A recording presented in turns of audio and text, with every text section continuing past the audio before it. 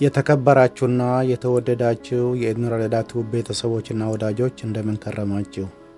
ዛሬ ከሰውና ከጊዜ ጀግና ማን በሚል አጭር ቪዲዮ ይዤ መጥቻለሁና ቪዲዮውን ላይክ እና ሼር በማድረግ እንድትጀምሩና በመጨረሻም ስለ ቪዲዮ ያላችሁን ግንዛቤ በኮሜንት እንድታሳውቁኝ እጠይቃችኋለሁ።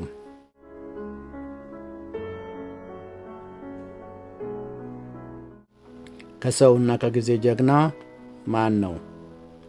እግዚአብሔር ለሰው ልጆች የተለያዩ ስጦታዎችን እና ጸጋ ሰጥቶናል። ማለትም ጤና፣ ኑሮ፣ ቤት፣ መኪና፣ ልጅና የመሳሰሉትን ስጦታዎች ሰጥቶናል። እኛ ግን የሰጠንን አምላክ ማመስገን ትተን የተሰጠንን ማፍቀርና ማምለክ እንጀምራለን። መሆን የነበረበት ስጦታውን ሳይሆን ሰጪውን ማመስገን በተገባ ነበር።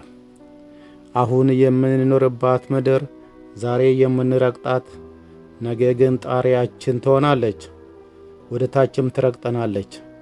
በረከታችንና ስጦታችን ስበዛ በረከቱን የሰጠንን አምላክ ማምለክና ማመስገን ትተን እንደሚገባ መጠቆም እንፈልጋለን።